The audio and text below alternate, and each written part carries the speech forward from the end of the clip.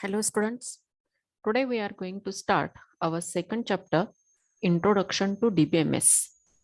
DBMS stands for Database Management System. In this lesson, we are going to study the concept of database, introduction to DBMS and RDBMS, advantages of using database management system, then type for storage of data in database, and to understand structured query language, that is SQL. Students, nowadays, online transactions, softwares, different apps, different e-commerce websites plays a vital role in our day-to-day life activities. From tiny things to large things, we prefer online activities. But if you ever thought that what is the reason behind it? Friends, today we are going to study the reason behind it. From the following slides, you may have some guess, you may have some idea. First of all, see this student's info. Here you can see the student ID, student first name, last name, class ID, then class name, instructor name, and other fields. In this slide, you can see the personal information like email ID, birth year, then academic information, just like the marks, roll number, registration number, marks for each and every subject. From these marks, we can easily generate your report card that may be in this manner or that may be in this manner.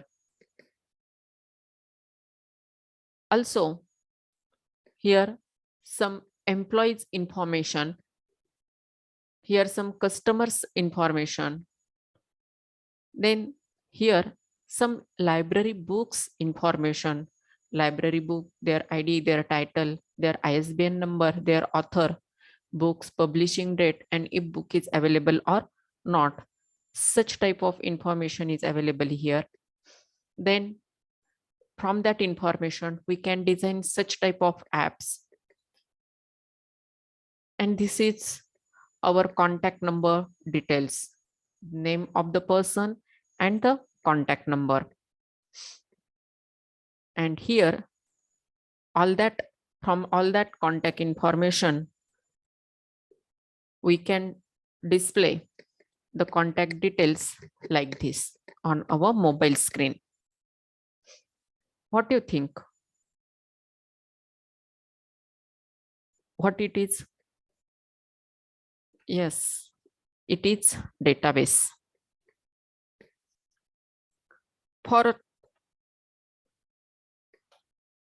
From students' library to our contact details or our personal information or our academic information, each and everything is nothing but the database. Database plays the backbone for all these online and digital activities and digital information. Now, let's see the definition of the database. Database is collection of interrelated data which helps in efficient retrieval, inserting, and deleting of data. What it says? Database is collection of interrelated data.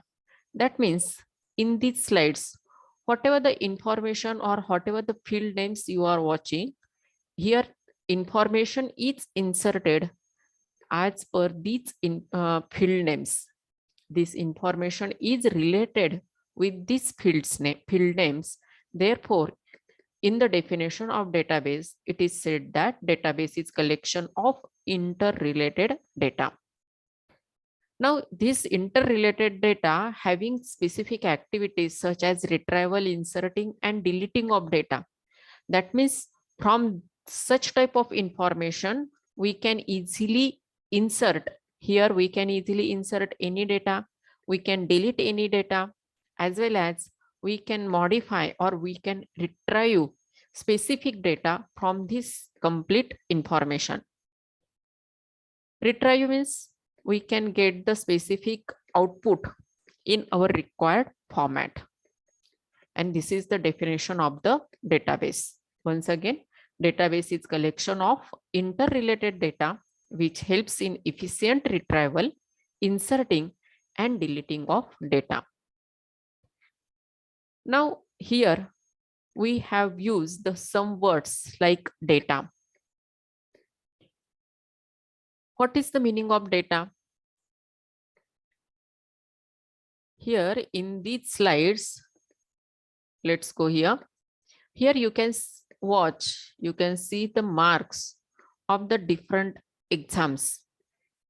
When these marks are not inserted here, these marks are only on your papers. That time it is known as the data. Marks entered before, marks not entered on the report card, that marks are known as the data. That are only the raw material for you. But when that marks gets inserted on the report card, it becomes information. Now, what is the difference in between the data and information? Now we have just saw that data means just the raw material, which is not having much more meaning. But when we maintain and organize it in proper and meaningful way, that time it is known as the information. Now let's see the difference in between the data and information in detail. First point in data is raw facts and information is the processed data. Just we have seen the example of marks.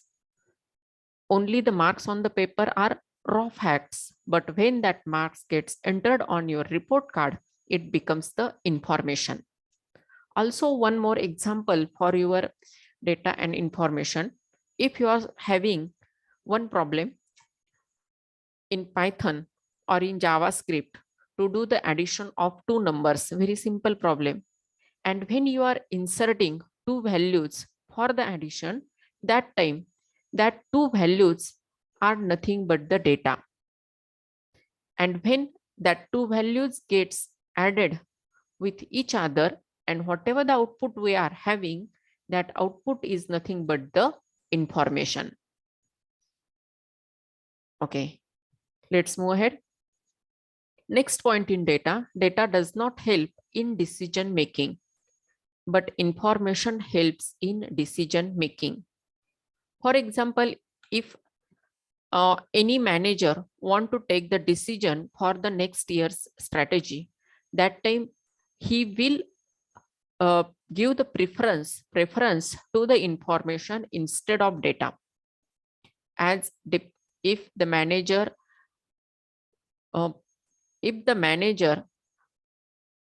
concentrated only on the data, then it may happen that the next year's strategy may not be powerful or may not be accurate.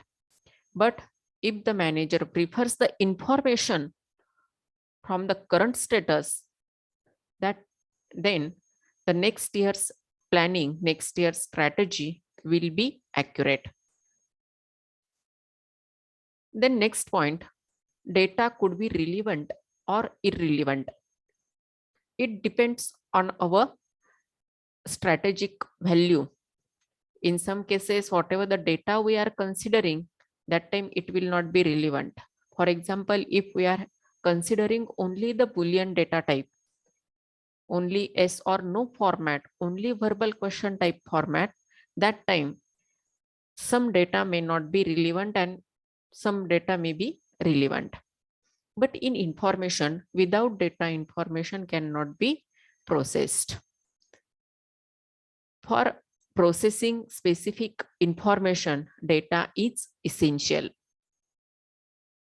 The next difference, each student's exam score is one piece of data and the average score of a class or of the entire college or school is the information that can be derived from the given data. Every student's exam score, this may be the simple piece of data. But if we are considering the average score of our class or of our entire college, that time this piece of data plays a major role in this final value. And therefore, this information depends on this data. Therefore, we can say that data plays a raw fact material role in the information processing. This is the basic difference in between the data and information. Whatever the input values we are providing from the keyboard, all that are data. And whatever the output we are getting from that values, that is nothing but the information.